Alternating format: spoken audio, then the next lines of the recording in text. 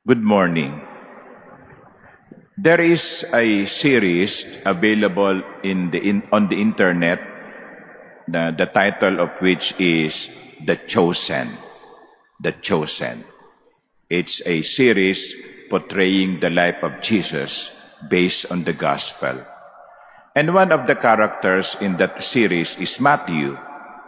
And the series portrayed him as someone who is well-to-do, well-off, someone who is educated and perhaps bright. And he followed Jesus after so much hesitation and reservation. At first, he was attracted to Jesus. But later on, when Jesus called him, he followed. And that is what we heard in the gospel. Jesus passed by. He saw a man named Matthew sitting at the customs post. He said to him, "Follow me." And he got up and followed him. He left his table.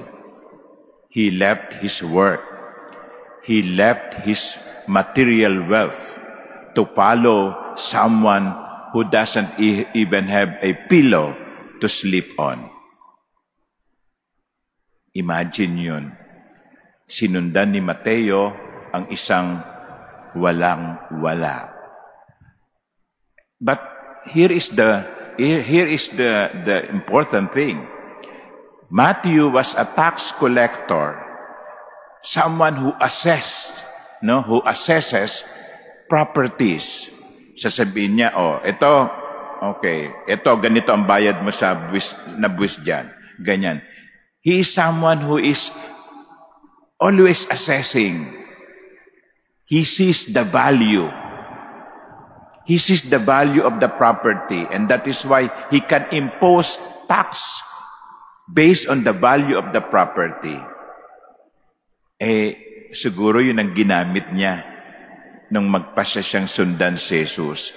Hindi kawalan para sa kanya ang iwan ang kanyang mga ari-arian at sundan ang isang gurong mahirap pa sa daga. Nakita niya yung value. I think that is the first message of our feasts and gospel today. Yung matuto tayong kumilatis. Yung matuto tayong kumilatis to be able to assess the value of something. Kapag tayo sumusunod kay Jesus, malamang marami tayong iniiwan o meron tayong dapat iwan. We cannot follow Jesus and cling on to anything that will prevent us from following Jesus. Hindi pwede yung nakahawak ka dito, hahawak ka pa ron. Hindi. Pag humawak ka dito, kinakailangan bitiwan mo ito. What are we willing to let go? What are we willing to leave in order to follow Jesus? But are we willing to leave them, to let go of them, knowing that Jesus is far, far more valuable than what we are giving up? Yun Kailangan marunong tayong kumilatis. The second message perhaps is also, when Matthew followed Jesus, he did not follow Jesus empty-handed. Meron naman siyang dala. Ano yung kanyang dala? Yung kanyang kakayanan, yung kanyang yung kanyang gifts. And I think that is also the point of the first reading. In the first reading, St. Paul, in his letter to the Ephesians, is enumerating the ministries. Some are apostles, others are evangelists, others are pastors, others are teachers. These are ministries given to people to build up the body of Christ. Anong point nung unang pagbasa? Ang bawat isa sa atin, ako at kayo, may kanya-kanya tayong gift. God did not create us without gifts. All of us have gifts. And that is what we bring when we follow the Lord. That is what we contribute when we become member of His body. Just like our body.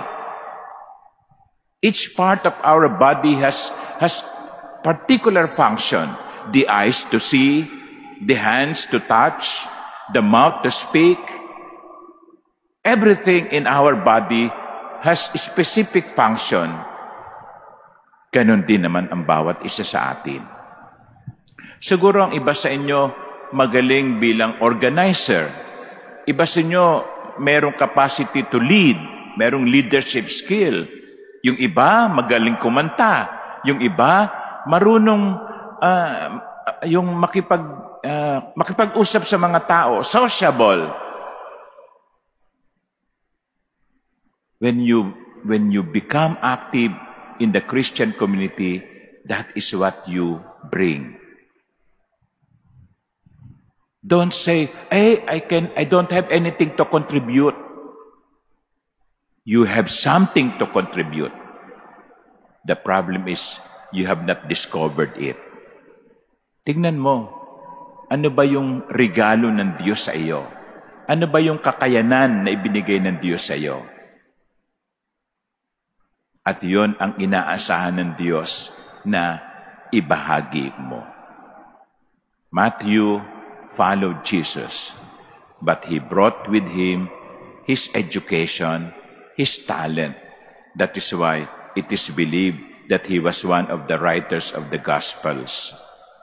Gospel according to Matthew, for the building up of the body of Christ.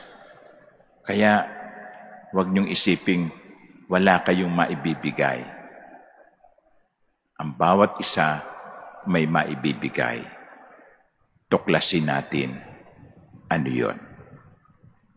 Amen.